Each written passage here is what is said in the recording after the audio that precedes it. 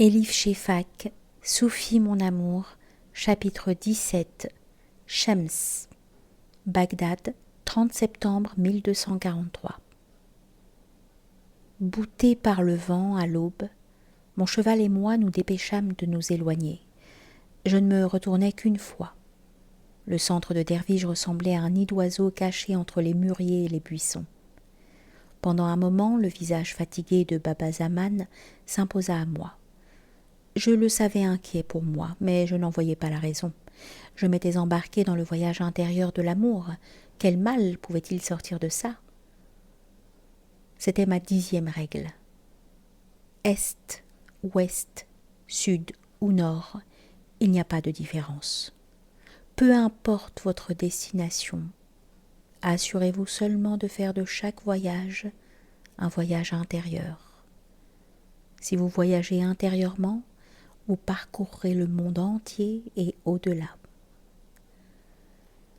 J'avais beau anticiper des difficultés à venir, cela ne m'inquiétait guère.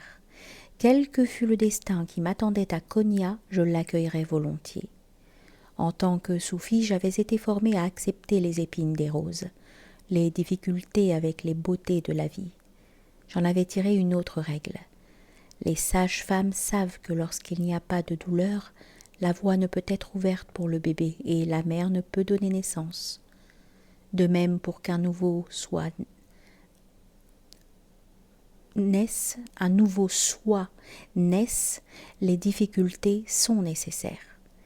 Comme l'argile doit subir une chaleur intense pour durcir, l'amour ne peut être perfectionné que dans la douleur. La veille de mon départ du centre de Derviche, j'ouvris toutes les fenêtres de ma chambre pour y laisser pénétrer les sons et les odeurs de l'obscurité. À la lueur tremblante d'une bougie, je coupais mes longs cheveux. Ils tombèrent en masse sur le sol. Puis je rasai ma barbe et ma moustache et me débarrassai de mes sourcils. Quand ce fut fait, j'inspectai dans le miroir mon visage plus clair, plus jeune. Sans cheveux pour le dissimuler, il n'avait plus ni nom, ni âge, ni genre, ni passé, ni avenir, scellé à jamais dans cet instant.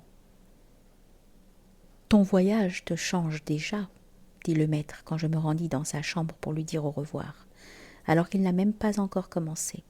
« Oui, je me rends compte, » dis-je doucement. « C'est une autre des 40 règles. La quête de l'amour nous change. » Tous ceux qui sont partis à la recherche de l'amour ont mûri en chemin. Dès l'instant où vous commencez à chercher l'amour, vous commencez à changer intérieurement et extérieurement. Avec un petit sourire, Baba Zaman sortit une boîte en velours et me la tendit. Dedans, je trouvais 3 choses, un miroir en argent, un mouchoir en soie et une flasque d'onguent en verre.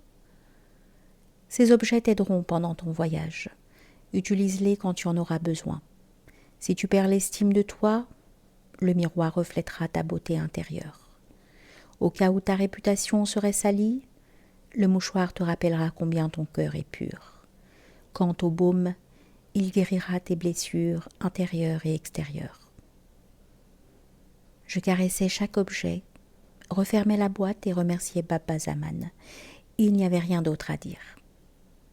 Au premier pépillement des oiseaux, alors que des gouttes de rosée tombaient des branches, éclairées par les premières lueurs du jour, j'enfourchai mon cheval.